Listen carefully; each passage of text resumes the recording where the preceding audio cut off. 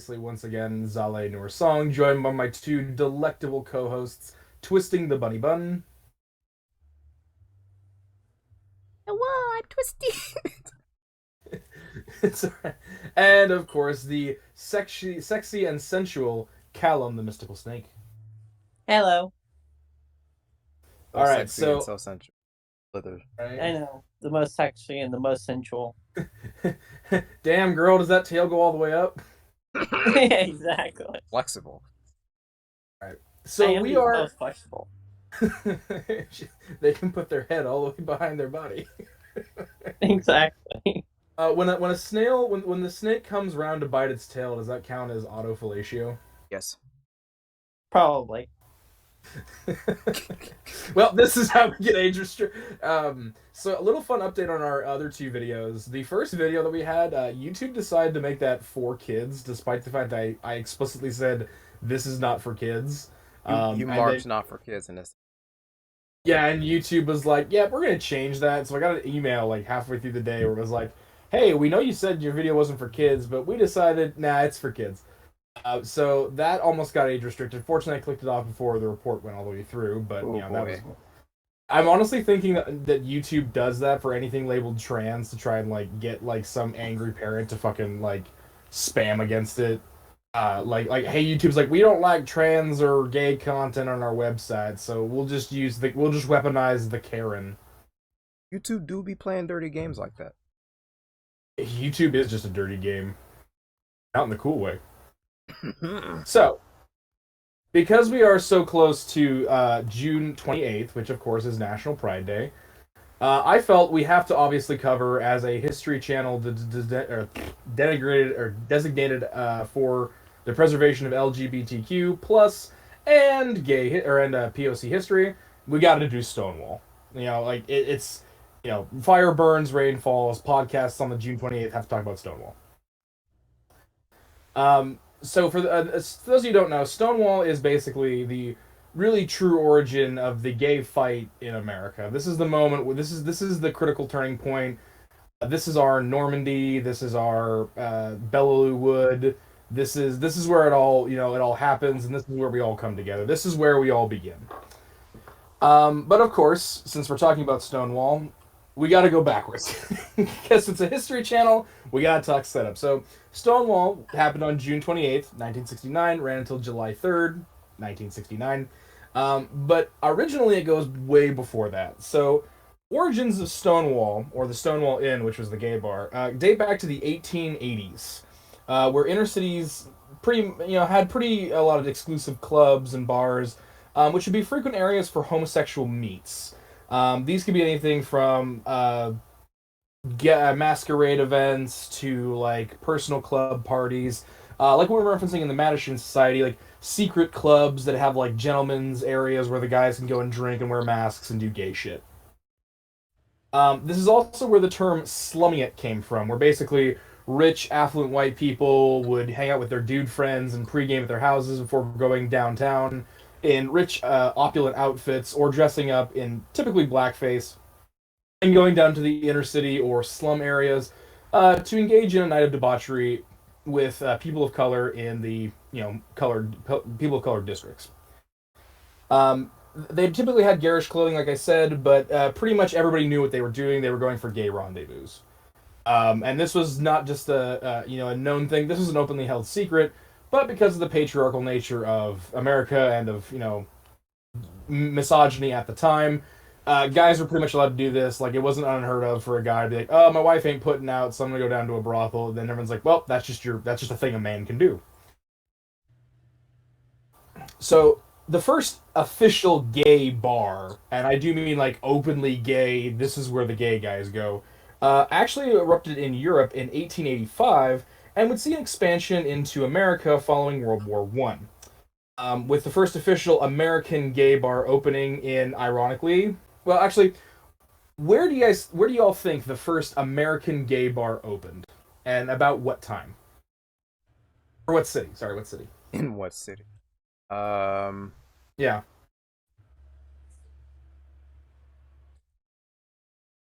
Paris, it's not France. Paris, France. oh, Well, yeah. Well, actually, no, you're not wrong. You're not wrong. The first gay bar was in fact in Paris. It was and then there Oh, was you're also just talking arguably. about at all. Okay, okay, that makes Oh sense. yeah, well there was arguably one in the French Riviera that opened at the same time, but basically like it was owned by the same guy. So I mean, he basically opened two bars at the same time. But you are correct. The first openly gay bar opened in Europe, and it was called the Café. Well, I can't pronounce this because my French is terrible because I have Cajun French. So basically, it refers to the Cafe of Brotherly Love. Like I literally, our gay bar is called Gay Bar. Um, but when do you think the first American gay bar, or where do you think the first American gay bar opened? Like what city? Dude, that's the thing that I was really trying to answer, but I almost want to say New York, but that's probably not right. Philadelphia. Philadelphia. So that actually makes In a lot of sense. Philly? Philadelphia, In Philly? Philly is the In no, Philly? it wasn't Philly. It was Nolans. What? The first openly gay bar in America opened in 1933 on Bourbon Street in Nolans, Louisiana, and was called Café Lafarite in Exile. Lafarite being a pretty prominently pronounced gay poet from the French Revolution slash French Renaissance period. Hmm. Twisting, are you okay? Am I? You seem a little you kind of like New York makes a lot of sense though because like New York is Yeah. well here's the thing it's actually Stonewall that opens up New York to being a huge hub for gay people. But yeah, a lot of like remember Imagine Society when we said a lot of gay movements started with start up in America with people of color and in World War I where they went over to France, had all these cool experiences and then brought them back to America. And of course, but you're not wrong far off. Another gay bar would actually open in America in 1937, which would be in New York, and would predominantly feature. But that was actually a exclusive club that is actually kind of, sort of, not really referenced in Great Gatsby. And it's a hotel. It's mentioned the hotel wouldn't actually become a gay spot until the 1930s when it would basically be sold because prohibition made it shut down. But yeah, the original gay bar in America started and it was also predominantly people of color that started it up. It was right there on Bourbon Street, and again, this was an openly gay bar. Everybody knew what it was about. Everybody went there, and it predominantly serviced rich upper class white men and typically white visiting tourists. Then, during the 1930s, 1940s, gay bars saw a rise in popularity as they were often places for people of color to come and perform various musical types, predominantly not only jazz, but also swing and scatting. For those of you who don't know, scatting is a style well, I guess, twisting, do you want to take that one? See, scatting is different for me. I know I'm very familiar with swing. Scatting is just very very new to me. So, scatting was made by a woman, I do believe, named Ella Fitzgerald, for which we have the original Say Nighty Night and Kiss Me, although another gal would eventually do it and get more popular for it. Ella Fitzgerald was a young African American woman who worked in the dish pits in one of these bars. And basically, she always wanted to be a singer, but when she got up on stage, she had a huge case of stage fright. So she proceeded to do this kind of weird, well, I don't want to say weird, but like onomatopoeia in beat with the music. So something like skid out and do that and stay out, bat da, sit out and da. And everybody kind of thought it was funny at first because it's like, oh, a little black girl can't sing. But then they kind of were like, hey, no, this is actually kind of banging. I kind of like this. So that's where the term scatting came from, where essentially black women would make kind of these onomatopoeias and tap their feet and beat to the music, and would later be taken apart with stepping, which was also taken from World War I, where black troops would kind of see the French doing these choreographed, well marched performances and adopt it to African tribal dances and stuff like that, along with scatting. So, uh, again, you can kind of see where all these different cultures are mixing, why these bars were really successful, because people want to come and see the new music, they want to see the new dances, they want to see the new stuff going on in the culture, and there was really only one place to get that. And so gay bars were pretty frequent to grab, whatever performers they could, stick them in there, and then use it to attract rich, wealthy benefactors. Rather than being, however, a lot of these, due to the fact that they were bars, were eventually going to be owned by the mob. Pretty much the mob was the only way you could get alcohol into your establishment back in the Depression era. So it makes sense that a lot of these bars ended up being like just straight up mafia covers, which is going to be really important when we hit the Stonewall.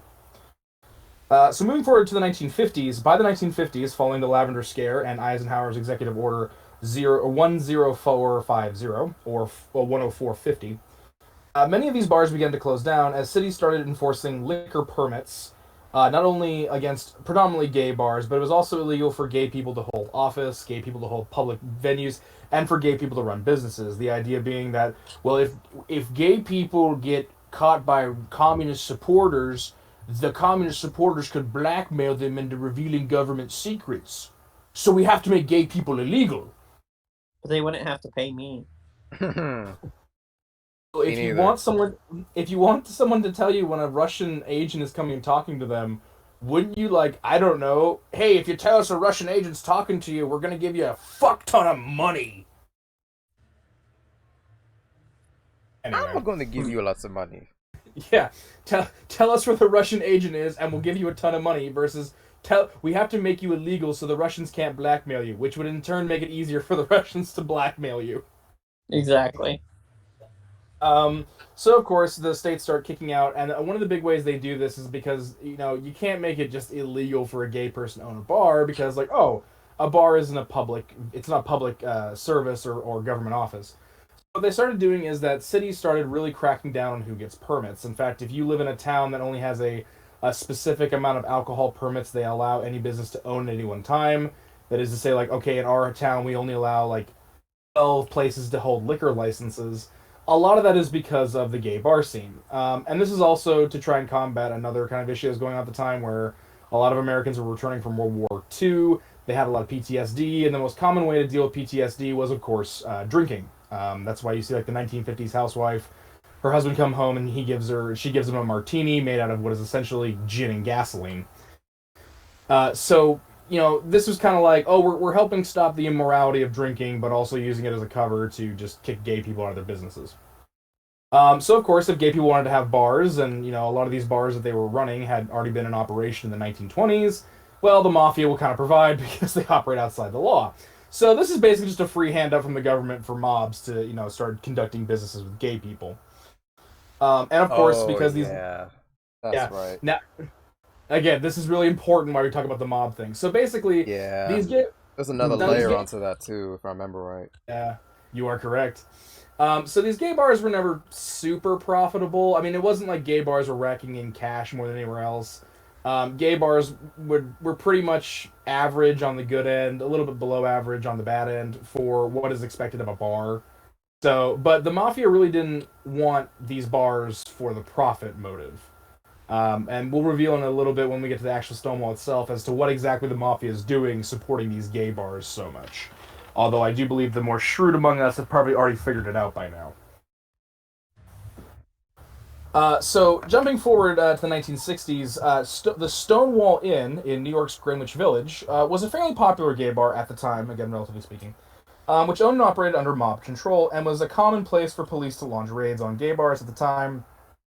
Although, because it was through the Mafia and it was the mob in the 80s or the 60s, the cops typically gave a tip-off to the Mafia before they got there, so they would, and basically what it was is they were only going to these gay bars to catch a few gay guys to give up the illusion that they were actually doing something to receive funding from the government, because the government was really big about finding gay people, so you don't want to drive all the gay people out of your state because, it's New York, they make a lot of money, gay people were still kind of with the homophile movement, and this is the height of the Vietnam War and the free love shit, so, it would kind of be bad press for the cops to just arrest a bunch of people all at once.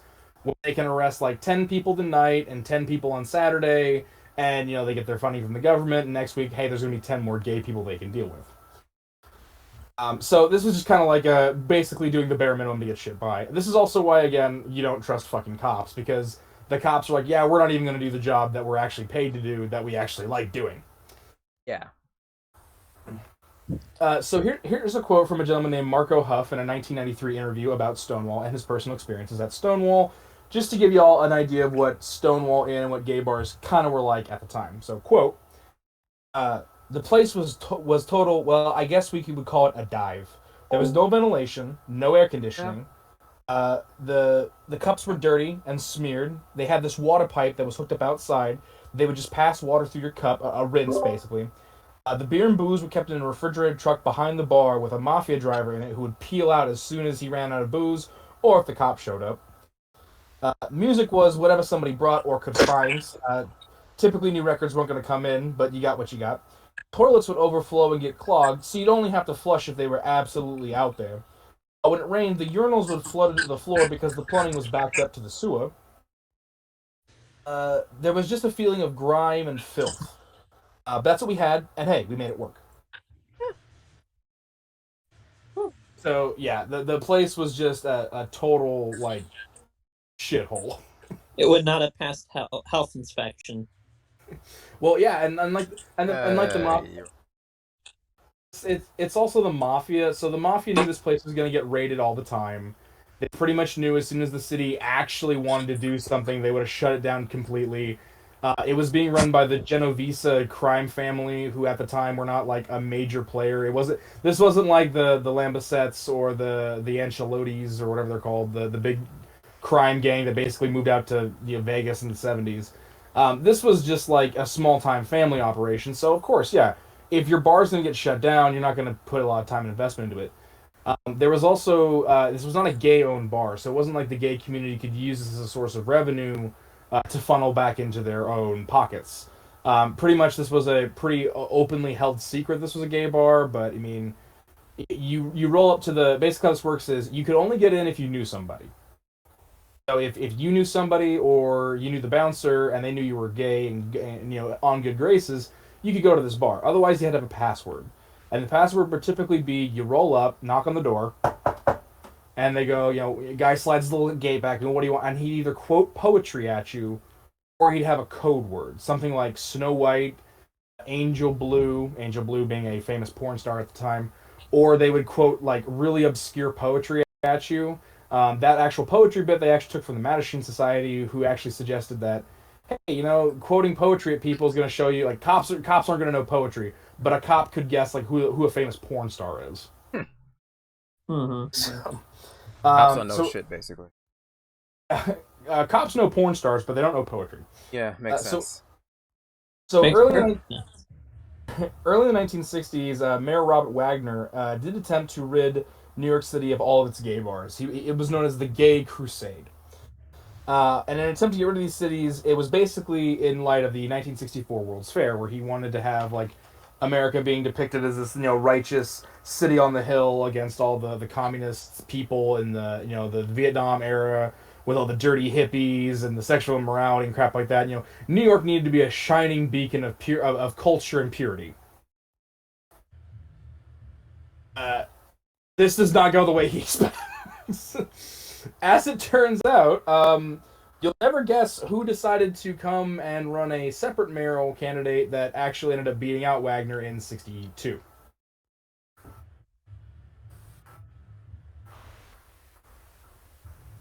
You're right. I will never guess. Okay, here's a hint. It's in 1966, and it's a group we've already done some coverage on. We talked about the Mattachine Society. We talked about the Radical Yep. Tories. Yes, they managed to put aside their random bullshit infighting and get their mayor office into the city, which was John Lindsay as mayor, who set up to ending the police entrapments of gay bars and set about being loosening restrictions for gay people being arrested. However, in the process of doing this and being more pro-gay, the state liquor board basically went super fucking hardcore into restricting liquor licenses and removing liquor licenses. About 37 bars ended up getting shut down. Some of them weren't even gay. They basically were like, hey, if you're not a rich white man's bar, you ain't fucking operating. Pretty much. And So they had like fucking homeless people in there too, didn't they? Because like There was a park right across the street from the Stonewall Inn that a lot of homeless gay men, because kicking your kids out at 18 when they were gay was still pretty common. And again, a lot of even the hippie movements did have a lot of homophobic tendencies. Hippies are not as progressive as people like to think they are. They had a lot of what we would consider patriarchal today, but still at the time conservative values at their roots. But the thing No was wonder that a lot of people became conservatives these days. right. As the old as the old saying goes, the hippies didn't sell out; they bought in. that was their culture. So the thing though is that the way that Robert Wagner was basically running the way he was catching the gay bars, because obviously you can't just walk in and be like, "This is a gay bar." Well, Mr. Mayor, how do you know that's a gay bar? You have to have some like in-depth understanding of that. Like, how do you know? Well, I see gay people having sex in we don't do that here. So most of these gay bars, you're right, they didn't have sex on the dance floor. That wouldn't come till later. Most bars had a smush room, which is basically a small little closet with a bed on it that you would pay money to the bartender. He'd unlock it for you and get 20 minutes. That's typically how these things operated. However, it wasn't that simple to actually catch gay people having sex, because you had to have a cop actually witness the action. And if someone locks the door, that cop can only witness the one person he's having sex with, which of course is entrapment, which is how they're doing around this. So basically, cops would go into these gay bars, and they would have to have, number one, would be required to physically see gay sex happening. Which that's not easy. Said than done. This is police entrapment, by the way, which is where a cop does something that's illegal in order to basically hit you with a crime. So if the crime being witnessed is having gay sex and the cop has to witness it, I'll let you all figure out how that has to work. Oh, you gotta do a little qualified immunity. Yeah. A little bit of qualified. Just a little bit of qualified immunity, you know. Officer Daisy Shitstorm, could you explain to us what happened? So then I went into this little room behind the bar, and the guy proceeded to say, "Lips or hips," and I just bent over and he went to town on me. Oh, thank you, officer. Yeah, really. Well, so here's the thing too. They had to be witness to the sex going on. They had to be propositioned for sex, and they had to confirm that there was sexual activity or homosexual activity going on. So, of course, being propositioned for gay sex is in public is pretty much all you need to cover all three of those bases. But it can only get you the one person. You have to prove that there is an organized sex thing going on to get the whole bar shut down, which of course means repeat visits. And it fucking flag one day. So let's look at exactly what we have here. We have cops on the Mafia deal going into Mafia-owned bars and proving beyond a shadow of a doubt there is a repeat series of gay sex going on, being basically an accomplice to it in order to shut down the gay bar. Do I have to spell it out for anybody? You just gotta have a little bit of a qualified immunity to. For those of us who never passed high school English, it's a thing that rhymes with the word cape. That's hot. So not really. basically when and this was a well-known thing, it was just kind of seen as like, well, this is how we have, like, this is the price we got to pay. So when John Lindsay actually came into running New York, he had to shut down these entrapment things. It was a huge wound for the gay community, because now basically you don't have to worry about cops coming in and nailing you. And if you proposition a cop for sex, you blow him, and right as you're done blowing him, he's like, "That was the greatest blowjob of my life, little twink. But now you're going to fucking jail." Yeah, you're under arrest now a little bit. Yeah. Thank you for letting me finish. My wife never lets me. Oh, I thought the handcuffs were for a kink. I didn't know you were actually arrested. Okay. Yeah, pretty much. Isn't our fucking history great, kids? Basically this is how the raids would happen. They started going down. Now, since Stonewall was owned by the Genesa crime family, it was a popular spot, didn't have a liquor license, it pretty much made it a prime spot for the police raids once the state liquor board started really cracking down on the alcohol thing. And in fact, when these bars cracked down, it was pretty much hotels and like historical venues were the only ones that could actually get access to liquor licenses. Now, Stonewall Inn did apply for a historical license, claiming that it was the reason why I got its name was, of course, from Stonewall Jackson, and that he had visited this inn in like the Civil War times, and that was a historical site.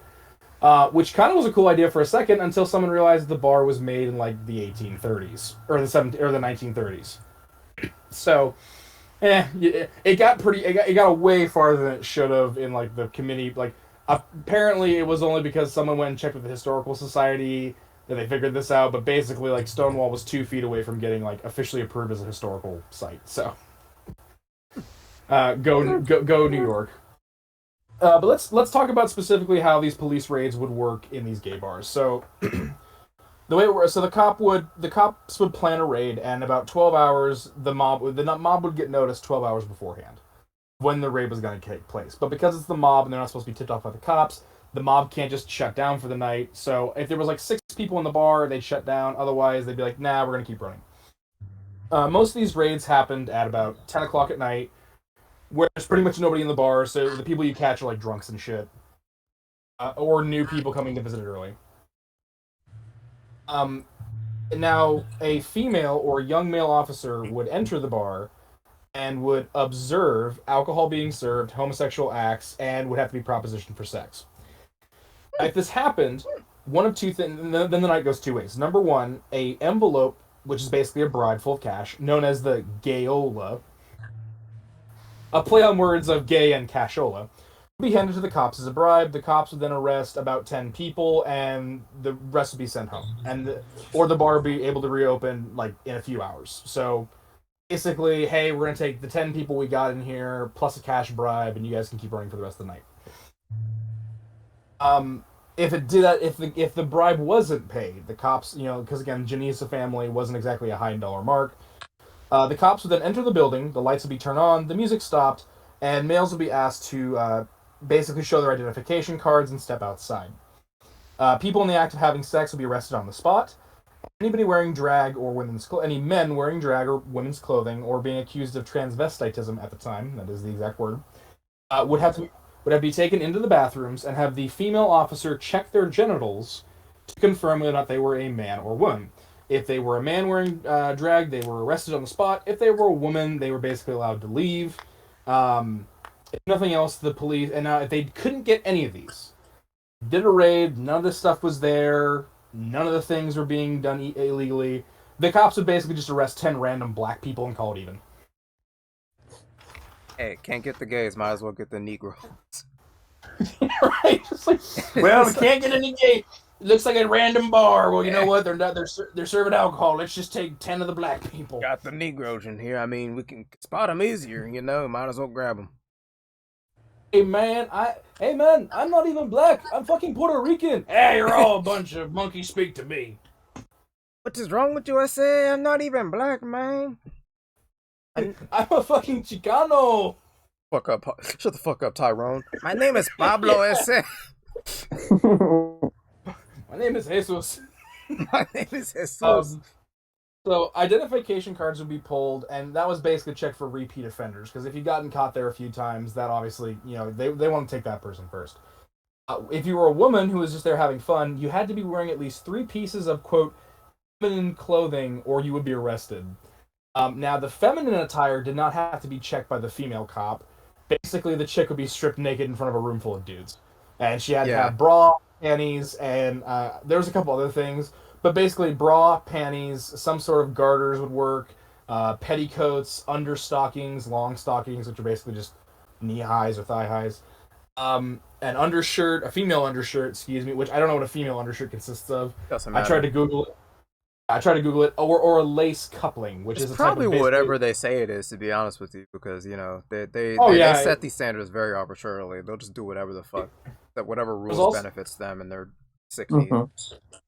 There's also a lace coupling, which is basically what Ruth Bader Ginsburg would wear. I find it funny that like having women's hairstyles, ponytails, or like hair accessories or like piercings didn't count as having feminine attire, but whatever. Like you said, super arbitrary. Whatever benefits them in the moment. It's what you ask a bunch of male caveman cops. What do women wear, thag? Oh, I don't know. Panties and that thing on chest that hide boobies. Hide boobies. Ooh, and they wear socks. We wear socks too, thag. Yeah, but not girly socks. What are girly socks? Long. Very long.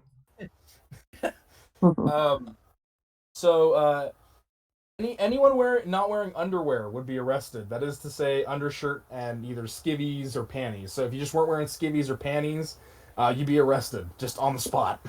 I guess I didn't fucking know. Arrested naked. Just probably taken outside. Let's be real. They probably just take them outside. Dude, I'd be totally fucked because when I go out on the town, I don't wear fucking underwear. I go commando. I only wear underwear when I'm going to the gym or I'm going to work. Like, that's fucking it. So I'd be fucked. Done, son. Men would often present their draft cards as a means of being identified. Men with expired draft cards would be arrested and then handed over to the military for processing. Wow. Processing. You have no right to a fair trial. Just like I think George Carlin said it best. Of course, he was referencing the Asian internment camps, the Japanese internment camps. When he goes, you have no right to freedom of speech. You have no right to a trial. You have no right to an attorney. The only right you have, right this way into the draft office. You're going to be processed. You wanted to pack some fudge? You're going to be packing fucking rounds in Vietnam, bitch. Vietnam. Which is a great way to. So, would you care to explain to us why you couldn't make the draft appointment? I had a funeral. How about you? I was in college and my graduation was 2 days after my draft permit. How about you? I was fucking in a gay bar and the fucking pig got me. The pigs got me. Employees who are typically sourced from the patrons at the bar, the consistent patrons, and the management, that is to say the Mafia management. The Mafia would send their like lowbrow or potentially gay members to this bar. In fact, if you've ever played Grand Theft Auto 4, the Ballad of Gay Tony, there actually was a guy who worked at Stonewall named Gay Tony, who was a Mafia guy who basically was their bean counter and enforcer for a bunch of the bars. And of course, the Genovese family had all the gay bars, so hence he was known as Gay Tony. Hey, sorry, Gay Tony, you gotta wake at the bar. They'd be arrested, which of course the Mafia people would get out on bail like the next day, so that's not a big deal. Or they do like a month in the clink. But we'll see why, and it's the same reason why the Mafia kept these bars open as to why the Mafia was getting out so fast. Bouncers would also be arrested and forced to give up whatever the password was for the week. Which, I mean, they changed the passwords bi-weekly. Worst comes to worst, these raids would happen about once, maybe twice a week on the high end. On better months, you'd have it maybe twice a month. So these weren't... It just totally depended. But in the weeks leading up to the riot, the number of raids in and around gay bars was tripling, with often no tip-offs. Cops would just be notified an hour before the raid. They'd come in, get loaded up, and then go bust the place.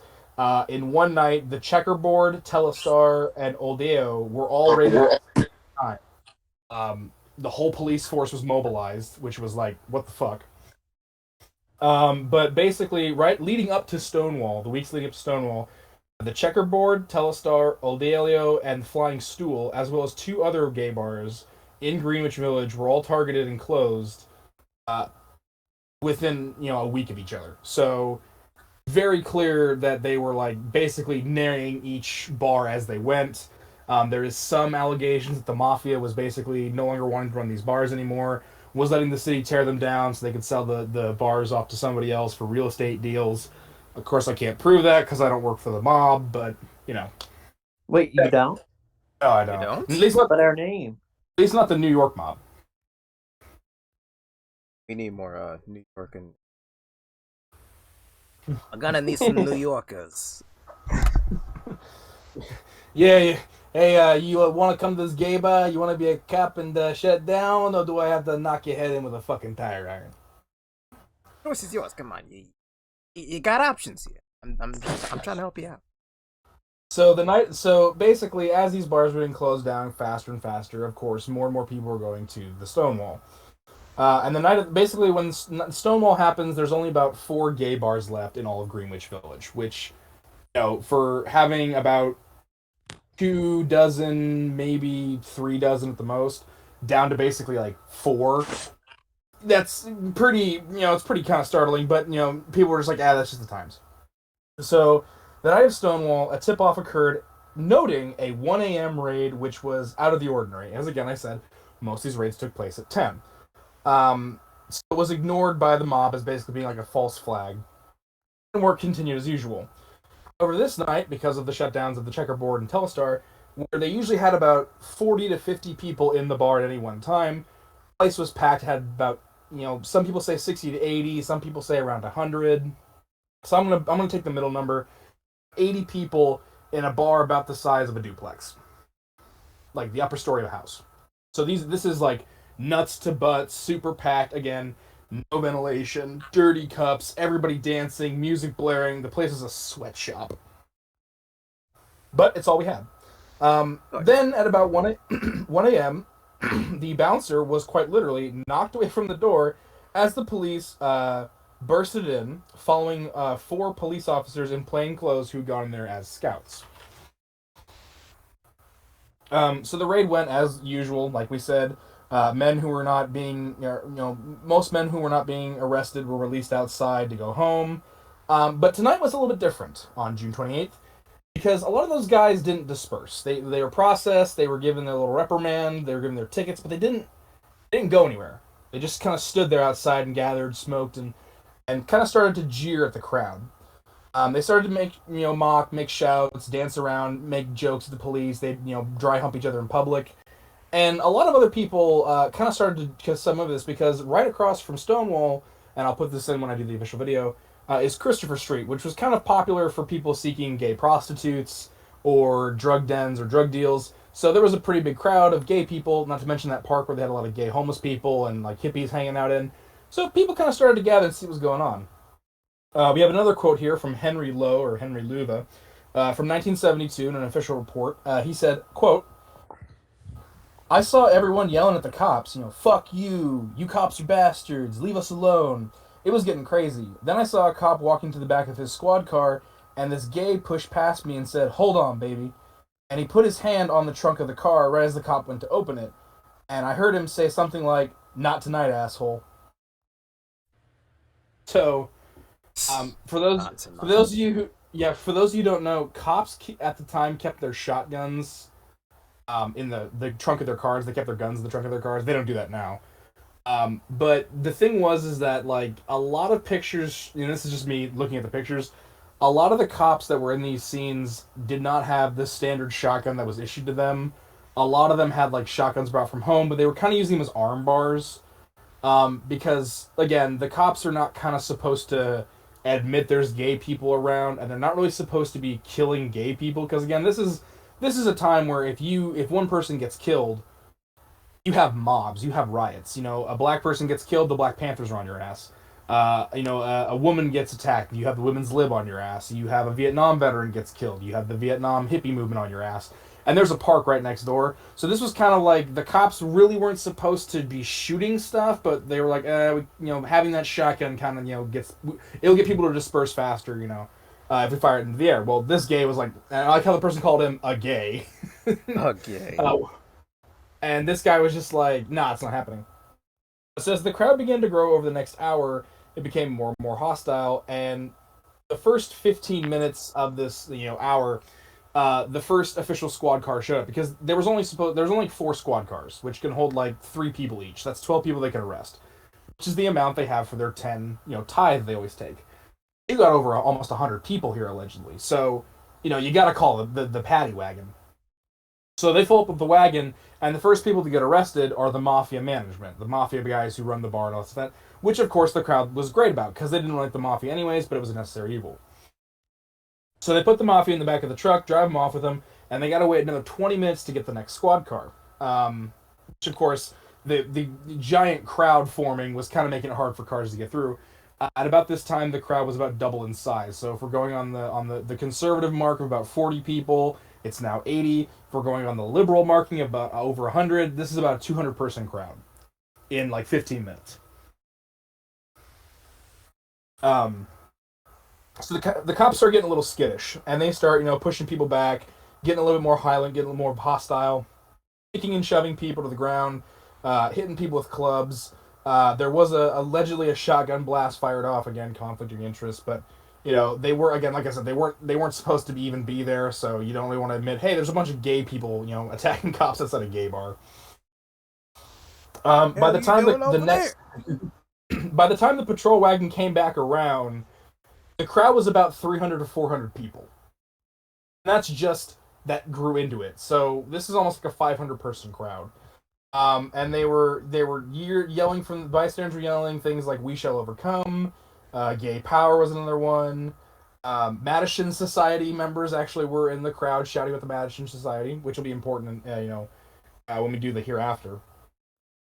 And they began to throw objects at the police, everything from pennies to bricks to broken bottles, mainly aiming at the squad cars, and they would prevent other squad cars from pulling in. So you kind of see how this perfect storm is now turning into a rolling boil, as the gay people are like, we're not dealing with this anymore. Like, we just want to come here and have fun. The fuck are you? Now, a scuffle broke out between a police officer and one of the patrons. That ultimately started the riot. The patrons would begin to attack the police, fights would break out, squad cars would be raided and taken for tools and supplies to further the riots, and of course the riot stemming from the Stonewall Inn would then burn across the street into the local park, and would then move all the way to the Christopher Street, and would run for about 3 days. Total, accounting for inflation, the total damage to public property was about $1.5 to $200 million at the time. Adjusting for inflation, it'd be like what, 350 to almost $400 million in damage. Fires were lit, structures were burned down. Other mafia bars in the area or mafia operations were attacked by both police and gay patrons. The hospitals began to overflow with patients and had to be moved out of Greenwich Village. And basically, Greenwich Village became an entire war zone for the next 3 days. Now, this is where paths diverge in the forest, and I think Twisting, you'll do a video on this eventually, but I guess I'll prime it here. It is unclear as exactly who started the riot in the police scuffle. Yeah, from what I found, they were from what I found, it says somebody threw a brick, but every source said that it was unclear who threw the first brick, so it was up in the air. And I found a few sources that said there wasn't even a brick thrown, but that someone picked up a brick and used it as a weapon. That one of the actual, which they were saying that one of the actual, because they were saying that people were throwing bricks and missiles at the cops beforehand. It kind of makes sense as to how a person would get a brick, because I doubt there would just be a random brick sitting out in the middle of the street. So I'm kind of more hesitant to think that someone the person picked up the brick and threw it at somebody. But like I said, it was a riot, a ton of different things. Nobody had a clear advantage. So the four main stories, I guess, we should take away from this was, some versions say it was a female patron, most likely Stormy Delavry, who reacted to being called, quote, a typical New York dyke, unquote, who then picked up the brick and threw it at a cop, which thus started the riot. Another version is that Marsha P. Johnson, founder of the Gay Liberation Front, was the woman in question being taken by the police, and that Stormy Delavry actually attacked to defend Marsha P. Johnson. This is contradicted by Marsha P. Johnson herself, who said that she was there for Stonewall, but never was there for the riot. So, again, take it with a grain of salt. Another version is that Jackie Hormona, who was a sex worker on Christopher Street, was the one who threw a brick was the one who threw the brick to start the riot. And yet another version is that Jackie Hormona was there with her friend Zazu Nova, and in defense of Jackie Hormona, Zazu Nova threw the brick at the cop and cracked him in the face. So, I think they all just said bullshit on purpose, to be honest with you. Well, I mean, it makes sense because, when I went and listened to interviews and looked at documentaries, there was a lot of people that were like, okay, we don't really know who, like, whether or not. And then there's also the thing was people were throwing bricks before this. We don't even know if these are the people that, like, if this just happened to be a case of mistaken identity or right place, wrong time. But basically, yeah, nobody really has a clear answer on how this breaks out, and there's multiple people that you can see in video or in photos who are like right by where the cop was hit. They would have a bird's eye view, and they have contradicting evidence. The police reports are just as contradictory. Like one police So report, much for being trained observers. right? Well, one Trained police observers. one police report listed a woman who wasn't even there as being the gal who threw the brick, because the cop who listed her as being there had propositioned them for gay sex like 2 days earlier, and they basically released her on a standard prostitution charge. But she was in jail at the time of the riot. Well, that's a strong Ah, alibi. That's yeah. So, right, like, and that's an official story that was run through the papers. So it's like, okay, so there's about 1,000 different ways the story breaks down, but the most, basically the one that shows up the most is one pertaining to these four women. So I think the all of which are, I do believe, people of color. So I think it's Stormy. Yeah, Stormy Delivery is a person of color. Yeah. Google this. When I do the actual video, I'll put their faces up there. Yeah, Stormy Delivery is a person of color. So basically, again, if anybody who says Pride is literally started by a riot by women of color who bricked a fucking cop. But the four queens, the four royalty that we need to take away from this tonight, I would say, are Stormy Delivery, Marsha P. Johnson, Jackie Hormona, and last but certainly not least, Zazu Nova.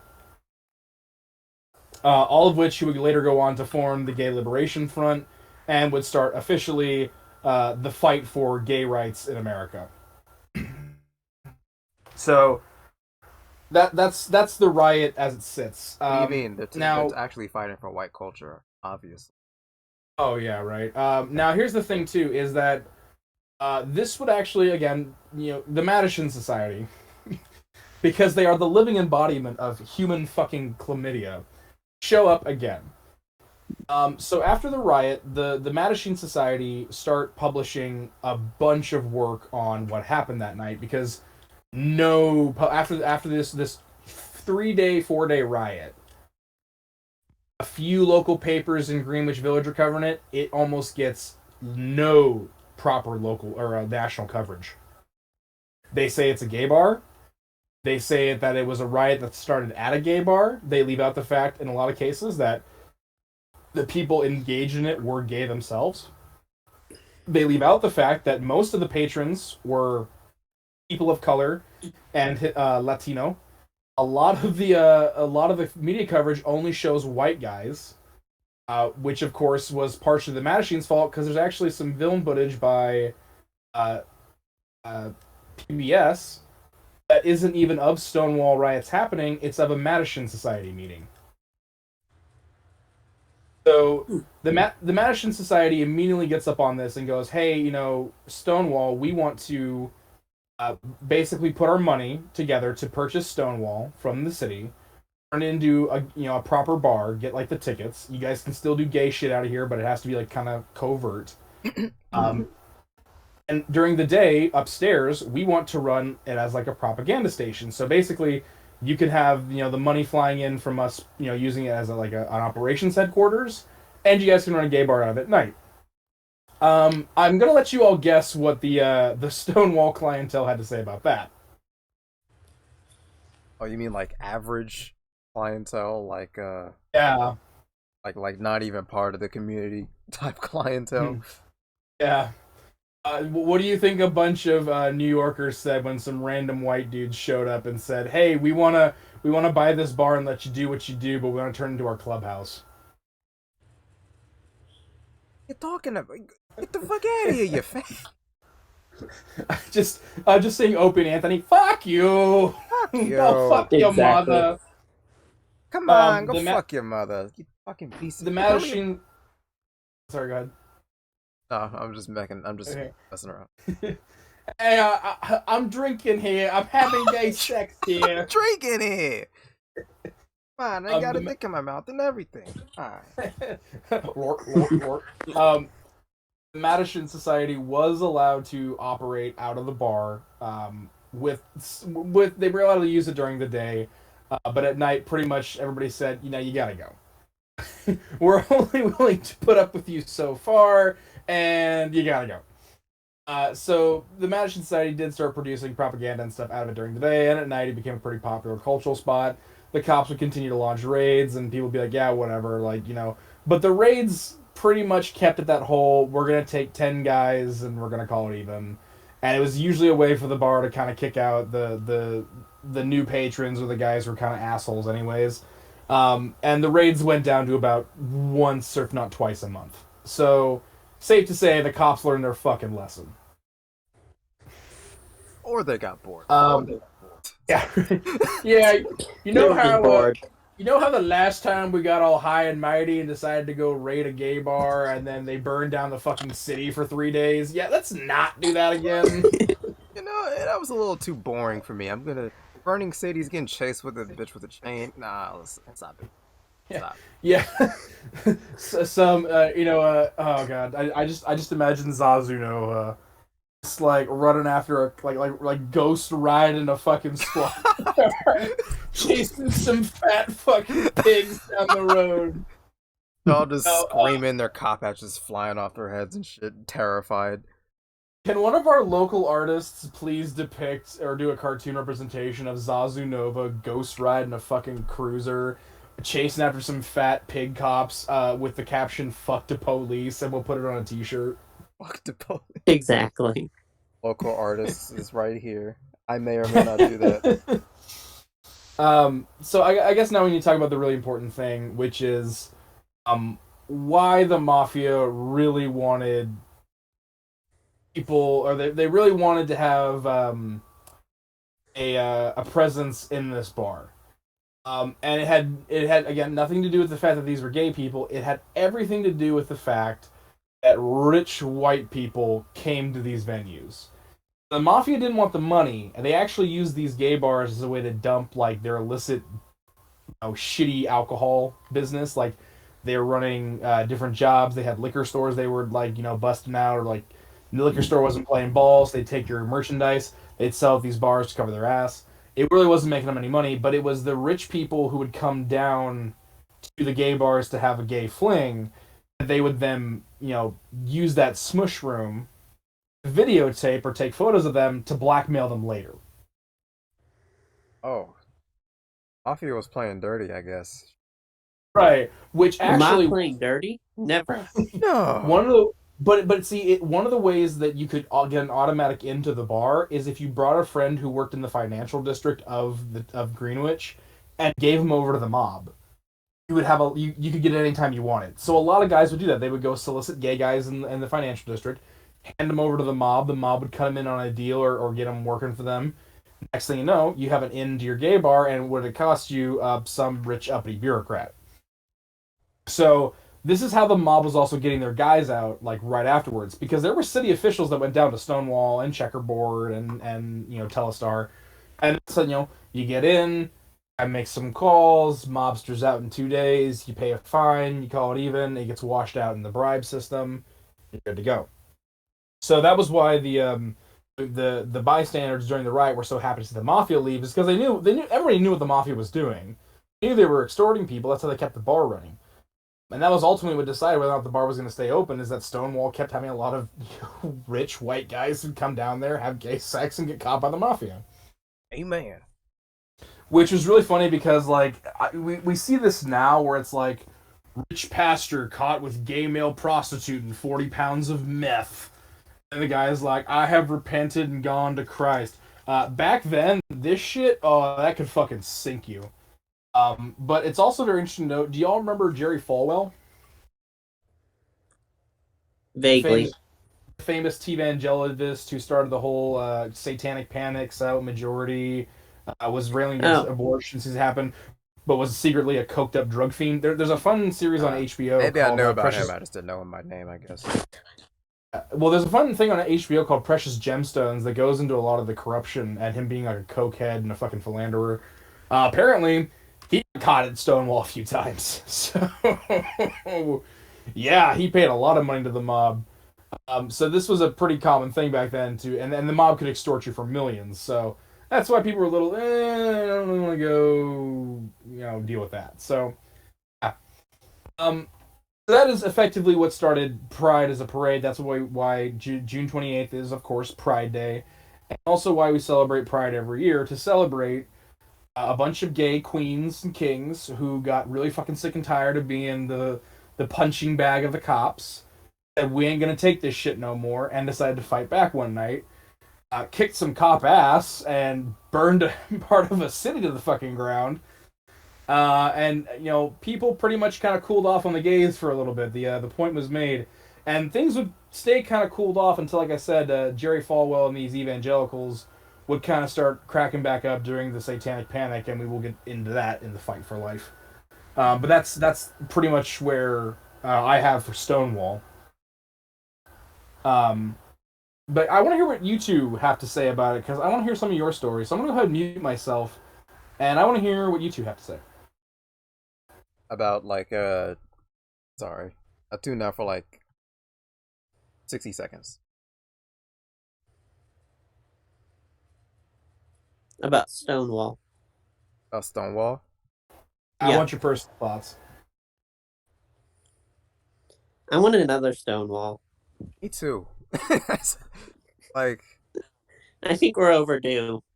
It's just it goes into how sick that people are, and just how Mafia being the Mafia. What can I say about the Mafia? A lot of this could be avoided if people just live and let live. Mm-hmm. But no, we gotta police everything that literally is impossible to police. Even back then, they couldn't police. And that's the time period that certain political groups want us to return to. Yeah, they're gonna love it. It's gonna be so fun going back to those. How many cities will need to burn? Is there a single city we've burned down? Man, if we're burning cities, we're doing a pretty pissed job of that. So, a lot to answer to kind of go back to a point Calvin made. A lot of people actually thought Pulse was going to be the next Stonewall.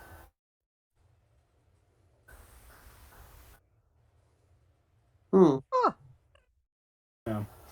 Which again, because it's kind of the same thing. Florida. For those of you who don't know, when Pulse was the Pulse nightclub, which was gunned down by the fucking white supremacist who walked in there, who was rebuked by gay people, ironically enough. Decided to fucking just go fucking nuts and kill a bunch of people.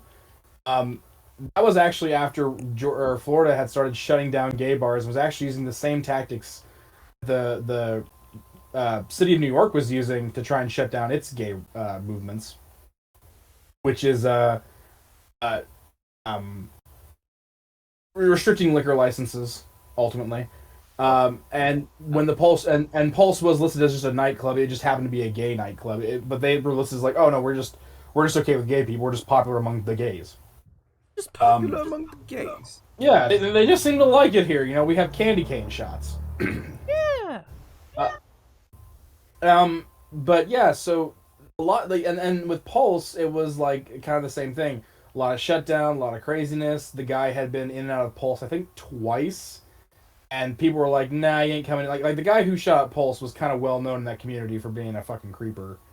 Before he went in there and shot everybody. And then the reaction from evangelicals, which is really funny, it was kind of the same thing that was after Stonewall.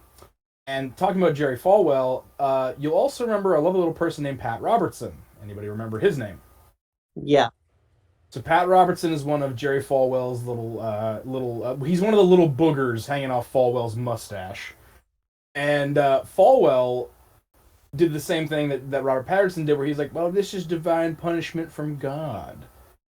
And that was the thing that happened with Pulse, too. So there was a lot of similarities between Pulse and Stonewall that people were kind of going with. The difference, I think, though, is that Stonewall was kind of first gay bars are really popular, but always kind of a source for rich people. And we always had rich people coming in and exploiting the system. We've always had the mafia, buttering our bread. Buttering our But bread, yum. well, literally, well, I guess the real term would be keeping us in liquor. But like that was just kind of like, okay, that's par for the course.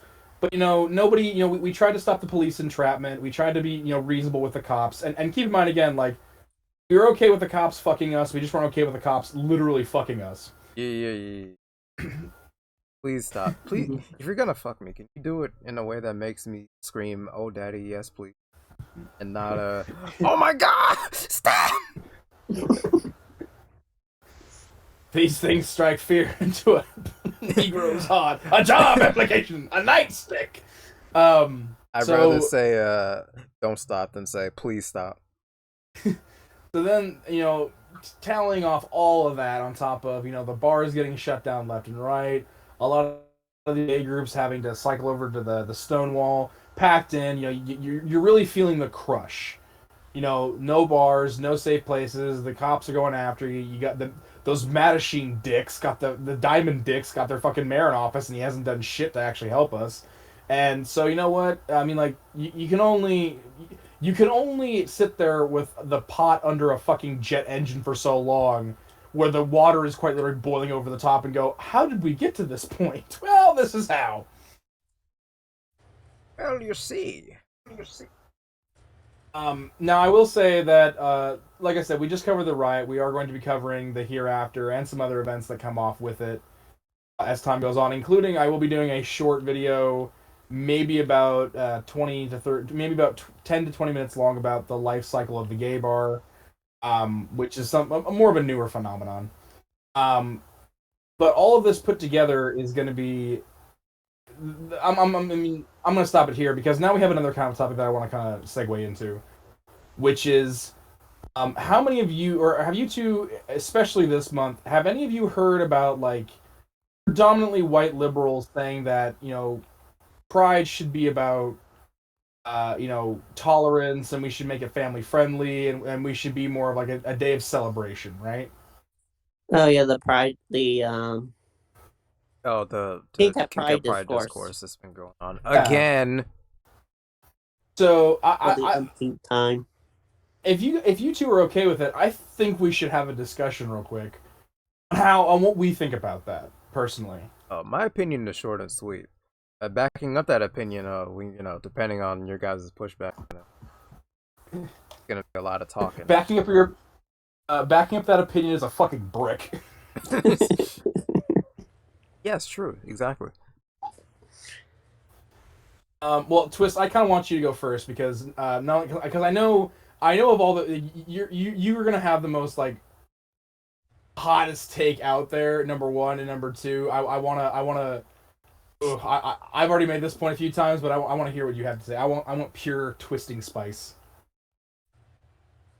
It depends on how you look at it, because to be honest with you, when it comes to this discourse, every take is a hot take. Let's go. That's not true, dude. Okay, there are some takes that have been straight up like there are some takes I've seen that are lukewarm. There are some takes that I've seen that are fucking chili, and chili ain't never been spicy. Chili is fucking cool. Never been spicy. All right. Well, let's see how winter cold, icy Eskimo this take will be. I'll leave you to decide. Okay.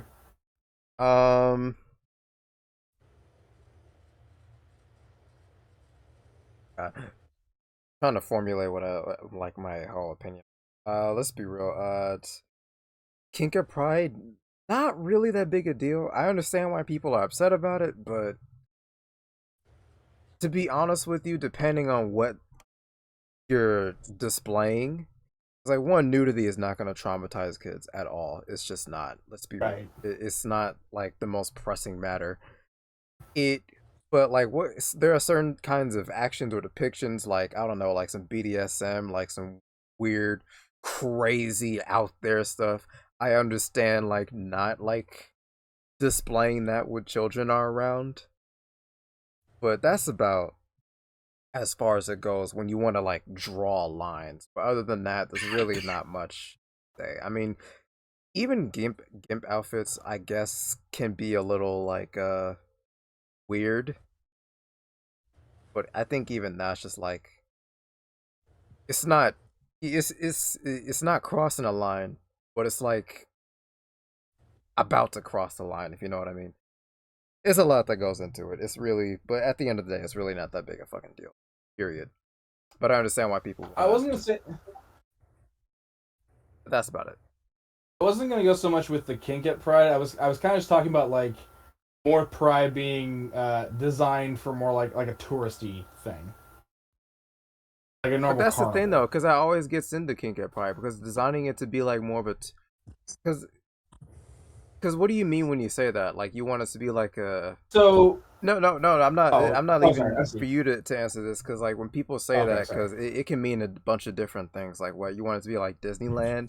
You want it to be a parade where you just have like goofy, like a giant goofy float, just RuPaul, you know, that, RuPaul mascot, that type of stuff. I'm just like, I mean, well, to be real though, we want to be like we do want it to feel welcoming for children because we don't want to like run the risk of like excluding them because not really because maybe it should be more like a riot.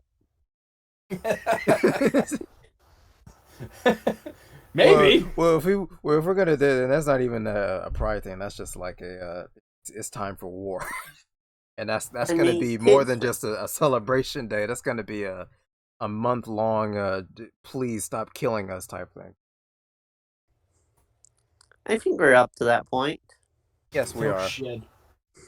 When it comes to a celebration, please include the kids. Like we want them to feel like they're part of the community. We want them to feel welcome into. We don't want them to feel kids like can throw bricks at cops too. Yeah, why not? Yeah, they can. Let's just join them in. What are the cops going to do? Beat children? Don't answer that. Yeah. Yeah. Okay, so Callan, what about you? Do you differ all that much, or are you kind of on the same page? I think that Pride should be a riot, and the sanitization of it is more for corporate benefits than anything else. And I think it's just an extension of rainbow capitalism. Okay. In many cases. So on my take on this, I kind of think that turning Pride into like happy-go-lucky fun times, and you know making it about like it's about balloons and animals and like celebrating gayness in a sense is not only harmful to the movement because Pride was not done so that middle-class white people can bring their kids there and be like, oh, look, see, you're so special. Pride is literally about people who fought, burned a city down for the right to exist against the system that was oppressing them for no other reason than they had the audacity to exist. And I feel that when people go, we should turn, like, especially white people, knowing what we know about how much people of color have done to spur the gay movement in America, I think when white people step up and don't give people of color a voice on the matter, it's the ultimate form of cultural appropriation. Because white people didn't start this movement. White people actively have been like trying to co-opt Pride. Literally, the Madison Society rolled up on the Madison Society put an ineffective mayor in office who managed to stop the police doing something that they weren't supposed to be doing in the first place, but wasn't able to actually expand rights to gay people, which caused the police to actually double down on what they were doing in order to make up the difference.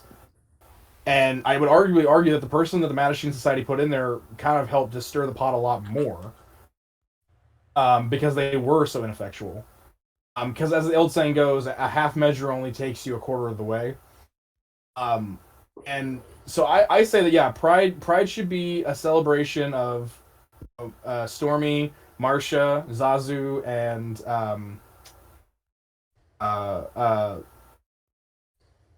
what was the fourth one? Fuck, I already forgot. God damn it. Jackie. That was Jackie. I think Jackie Harmona. I think it should be a celebration of them. I don't think it should be all this capital. And here's the thing: I want so bad. I made a TikTok with my shirt that says "My body is not a billboard. My sexuality is not a sales pitch. My existence is not an enterprise." Set to Alice Cooper's "Poison," because it is kind of what I feel about rainbow capitalism. Is that it's, I want to hug you, but I better not touch. I want to I want to hurt you just to hear you screaming my name. Because it is what that is. Like, I really wish the corporations could sell this shit outside of June, but I know they're totally just cashing in. I know it's completely ineffectual. I wish it wasn't, but that's not how this works.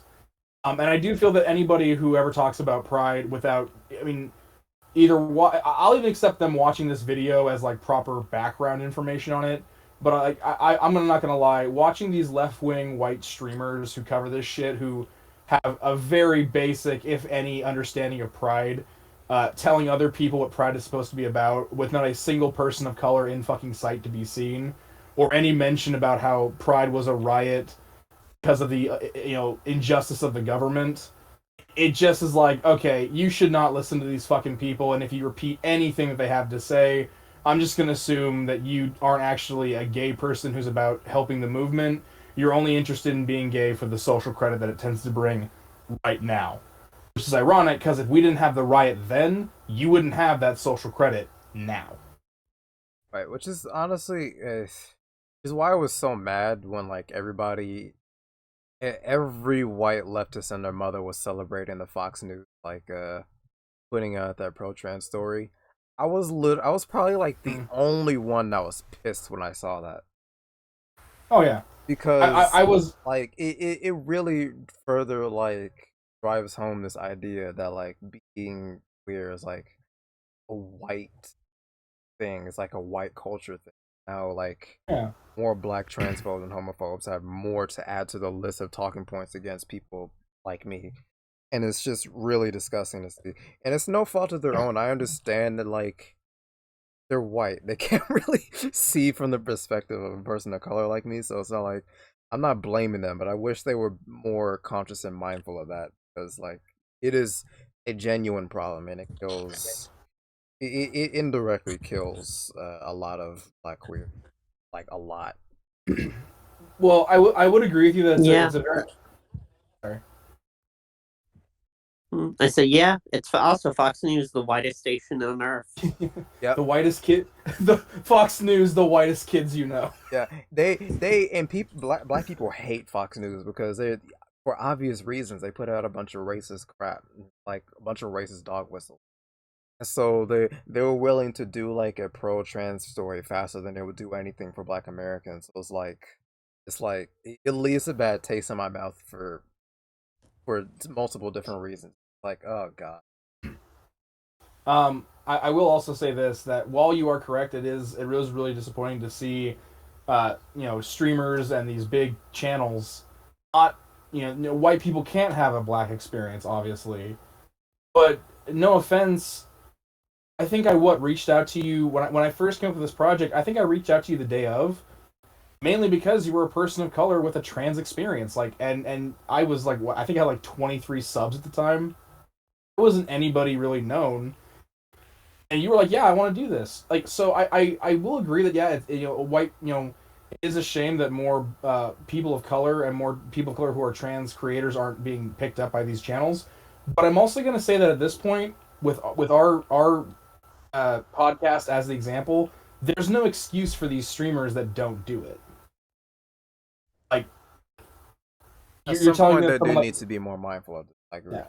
Well, you're telling me that Vosh can't get a person of color or a trans person and put together ask them how they feel about Pride? You're telling me that Demon Mama or that like Kyle Kalinske or Xander Hall can't go out into the ethers and find a person of color who's a trans person who has that experience and ask them to come on and give their piece? Yep, they should. And I feel like also some of the friends or gay people of color should be willing to reach out and like actually talk about this stuff. Yeah, like, I don't know. I feel like it should be like an effort on both sides, because I don't know. I feel like people are too nervous to even talk about this stuff when it really shouldn't be. Well, I mean, it's also, I think, because Stonewall is specifically a violent action, and I know that a lot of leftists, like a lot of, especially leftists that are younger than me, have been so fucked over by the Obama era of they go low, we go high civility politics, and it's like, no. Also, for anybody who's going to be in the comments shouting, nice liberal id pose, Zale, go ahead and stick your empty fucking head in the toilet and flush it till you pass out. I see some pretty colors. I don't know. Put Yeah, some I don't want to hear a single white motherfucker, someone who's as pasty as my, lily white ass, coming at me and saying we shouldn't have a people of color's opinions on fucking Stonewall. Stonewall. And that's the thing. Of all things, really. I shouldn't have an opinion on Stonewall. You hear yourself on right? Yeah. Twisting. I mean, you're great and all. You're wonderful, but I mean, this is one of those topics for the white people. Oh, White. You're right. I'm sorry. It is white culture after all. Oh. Yeah, I mean, like Lil Nas X is doing a lot for your community, and Lizzo is too. She's a real queen. But you know what? Like, let's talk about Harvey Milk and Larry Kramer before we talk about Stormy or Jackie. It's just easier for optics, Sorry, the white faces. Nobody's gonna listen to us without the white faces. Yeah. Okay. You keep on doing that. I wonder if I can put an Uncle Ruckus clip in here. Is that Uncle Ruckus? Like the only time he flies the rainbow flag is just to shit on black people. Just remember, Robert, you're still just a bleep. Oh, I love myself some Harvey Milk. Greatest, gayest white man ever. Yeah. I love me Leonidas. He was the greatest white gay man ever. He killed so many of them dark Persians. Leonidas has some huge gay energy. Can we also talk for a second about how white people were all about 300 back when it was muscly, grease-covered men in fucking banana hammocks, just slaughtering Middle Eastern people all day. But as soon as they found out the Spartans were fucking pathological pederasts, they switched over to Vikings as if Vikings weren't gay and raping priests. Yeah, you see wasn't Greece very fucking when it comes to sexual standards, they weren't really they were just loose with it. Even if there was a bunch of there was probably a bunch of rape going back then. But I don't think that they had any gay persecution going on back then. Well, ironically, one of the reasons why gay people had such a robust hookup culture in the 60s and in the 50s, a lot of that stems back to what gay people in ancient Greece used to do, because it was kind of the same thing. It was not uncommon for men to just go hook up with each other in public places and call it even. It was a chill thing, I bet, right? Yeah, and also the standards of beauty were about young men, because it was men are the ultimate beings, therefore they should, what's wrong with that? Yeah, although that's because that's mostly what they made sculptures of. Yeah. Mm-hmm. And also Alcibiades literally also burned down half the town on a gay escapade, so there's that. Hey, we got some queer people burning shit down. That's another thing I kind of noticed. All the gays that aren't white kind of have a tendency of burning down cities. Alcibiades, Leonidas, Marsha P. Johnson, Zazanova. Seems if you piss off a fucking... dude, maybe that's why the establishment likes white gays so much, because white gays don't tend to burn. They just don't burn stuff. See, they didn't have enough melanin for the Jewish space laser to mind control and overcome and to cause them to burn stuff down, Oh my god. Okay, we unlocked the secret, y'all. I figured it out. White gay people don't burn down cities, so that's why the establishment likes them. Oh my god. It was the anti-burning stuff down ray. It decreases your melanin levels and your willingness to burn shit. Why, Marcia, how many times I told you to wash your hands after weekly city burnings? After weekly city Daily city burnings. hands are looking a little bit darker than usual.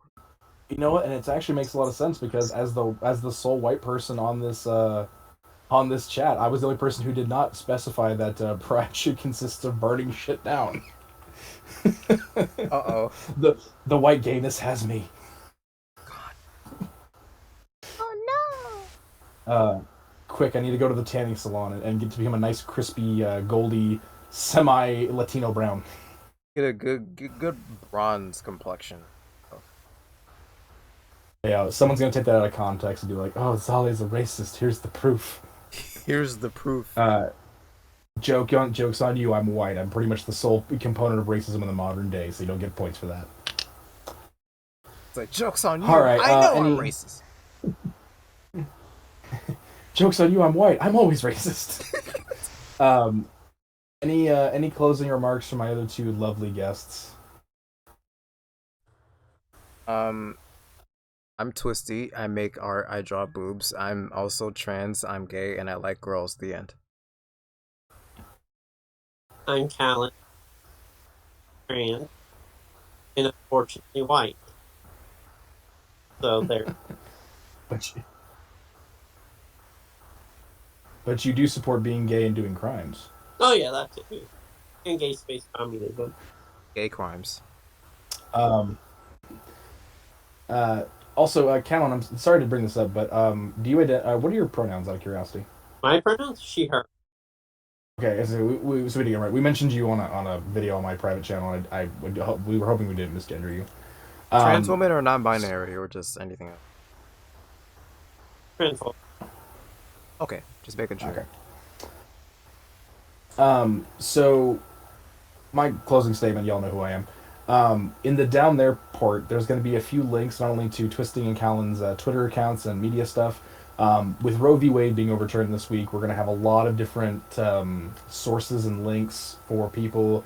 For those of you who might be planning on taking a camping trip to the West Coast, there's going to be a couple of ways that you can, maybe show up those travel costs for taking your camping trip to the West Coast with some people who also enjoy your right to choose how you want to camp.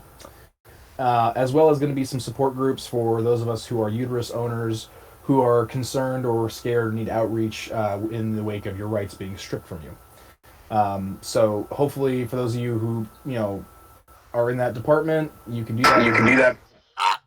Women's rights and trans rights all go together. Because they're not going, as the thing has gone. Oh, loud. Audio issues. Leftist audio. As the saying goes, they're not getting rid of Roe v. Wade because it is the end goal. They're getting rid of Roe v. Wade because it stands in the way of gay rights, interracial marriage, and everything else. So, with that being said, everybody have a great night, and we'll talk to you later. Bye.